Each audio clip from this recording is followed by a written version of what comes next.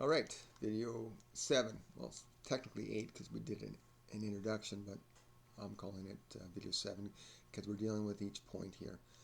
All right, where were we? Let me go to my paper.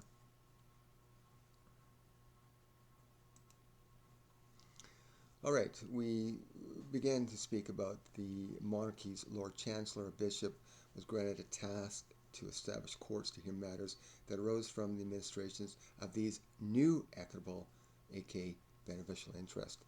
Okay, well, man being what man is, he's always finding ways in which to control his environment. Now, he couldn't control the common law interest. That was already succinct and already established. It had, based on immediate death, it came with certain um, obligations to incidents and wardships and other services and so forth, or other fees owed to the king. That was succinct. That was the common foundations of the English law. You could not overstep that. If you held an agreement to land under the common law was it. Okay, so you couldn't control it outside of any. You couldn't do anything with the land. If you died, it went to your entail interest, your firstborn son, uh, and your wife would not get anything. Um, your secondborn, thirdborn, your daughters, bastard children definitely wouldn't get anything. So man wants to control his own environment. And how are you going to do that? Well, based on the Roman Church using the use, uh, where the land transferred, a certain right to the use of the land transferred a right into the corporation, the Roman Church. Well, that was the same thing that started to develop of uses to land, whereby the lords started to create titles so that they could overreach the common law and all of the burdens of holding that common law interest. Now, as I mentioned before, when a baron died, a knight died, the obligations to settle the accounting of that baron fell on the firstborn son. So the firstborn son would actually receive a lesser value than his father had, because there was all these debts and so forth and obligations that had to be settled before that interest was fully transferred over. And if it couldn't settle that, then the land is cheated back to the king, and the king did what he wanted to do with it. So you had no power in the common law. It was structured the way it was, and that was it. So how do you get around speaking to or having to be obligated to this common law interest? Well, of course, there was that introduction with the Roman Catholic Church, um, which I'll put a little insert in here. The Roman Catholic Church is the one that created Cambridge and Oxford. They're the lawyers. They're the ones that created the foundational walls of the system that weren't of the common law. The king held the common law. They were the ones that had the right to the uses of the land, and that's their system. That's a different God than the God of the king at this stage. Okay. Now, lords said, well, how can we overreach the obligations that we have given allegiance to and said to uphold and to be in honor, whereby we don't have to be subject to those obligations. Or sorry, my son won't be obligated to have to perform those certain duties, or perform or to settle certain debts and so forth. Well, they came in under the guidance of using the foundational principles of the church, where the church didn't have any obligations either because it wasn't subject to the common law, whereby, well, we need to create perpetuity instruments. And perpetuity instruments were transferring the legal title into a set of people, which were just fees, who would split the legal title, and thereby no one would die, because the legal title is now set into these fiofers, which were traditionally what we call today trustees.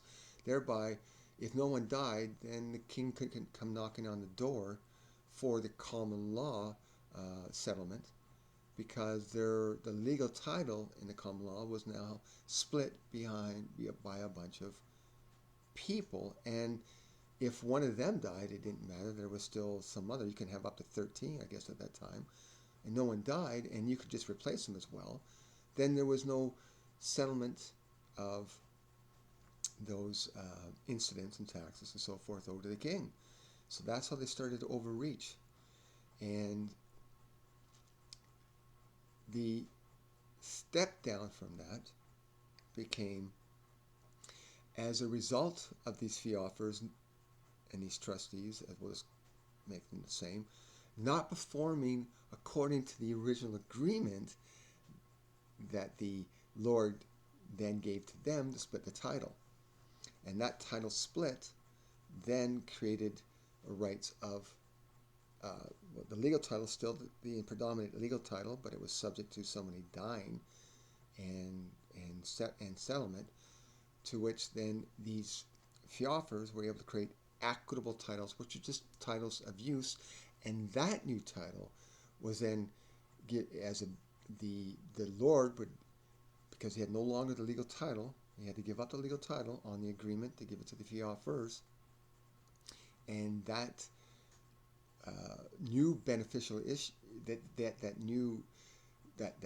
before settler came in as a beneficiary to then just use the land, and then he created land's rights to use so that he can distribute it to his wife or his second and third born son, so forth. Now, in the hierarchical system, still laws of inheritance still happened, but they were diluted by the fact that, as we already mentioned, the fiofers had the legal title split among themselves, to which then they created equitable titles, to which were the beneficial right, and that beneficial right was the new thing that the before Lord was now administrating under. They had no more right on a legal title; it was gone. They transferred that duty and power over to these trustees, so they didn't have it anymore, and they came in as a beneficiary, and now they had a beneficial use, and that created a new set of rules, which we classify as equity. Equity is the beneficial use. Okay? Now, the idea, even as I already said, that they piggybacked off the common law, or sorry, not the common law, piggybacked off the corporation, the Roman Church, the right of use to the land. They piggybacked off that system. The idea of transferring your legal title onto somebody else wasn't odd in itself, because when the baron, the lords, went to war, they had to pass over that legal title over to those that they trusted to take care of the land while they were in war. So it wasn't uncommon during that time to transfer over to others. So it wasn't odd. The king said, hold it, you can't even do that. No, this was happening during the times of war by themselves, that the legal title was transferred over to people in confidence. Okay, so when they did that, when lords started to use that way of trying to control their own land and pass it on to fiofers to overreach the common law rules of laws of inheritance, it wasn't odd. What started to happen, the king didn't have any right to stop the process, but as you see, because no one died, the purse of the king started to dwindle because nothing was getting settled. Okay, so let's just stop there, and then we'll move on from that point and go to video 8.